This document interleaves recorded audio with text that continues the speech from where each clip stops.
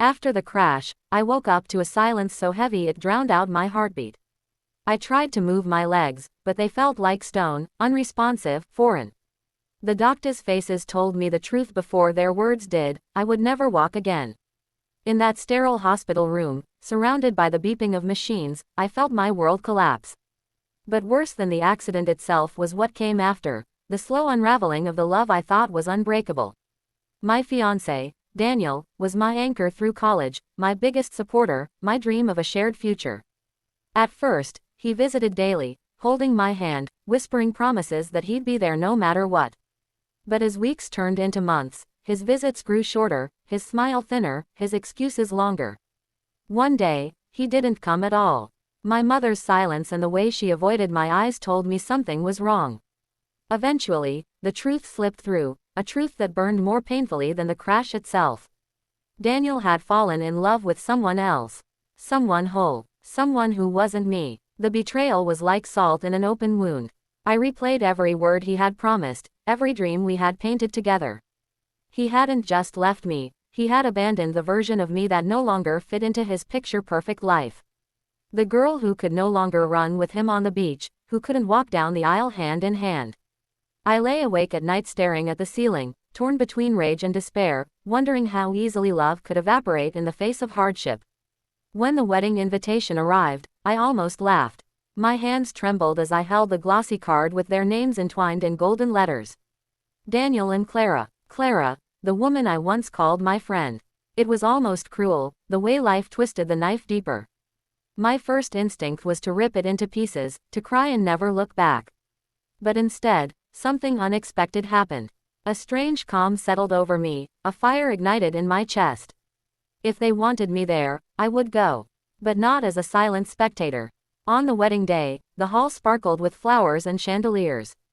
The bride glowed in lace, and Daniel looked every bit the groom he had once promised he'd be for me.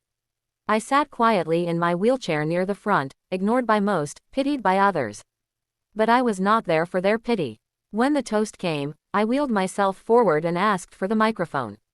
A hush fell over the room.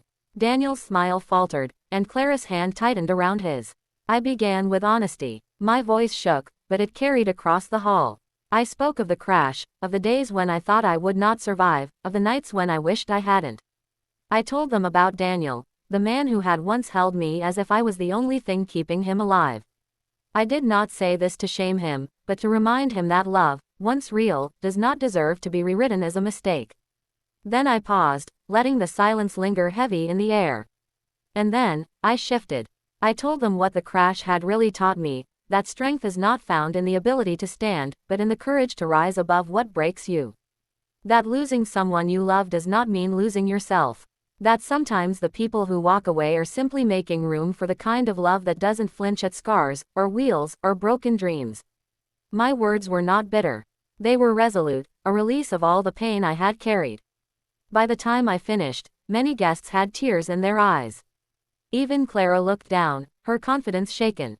Daniel's face was pale, unreadable. I handed back the microphone and turned my chair away, not waiting for applause or reaction.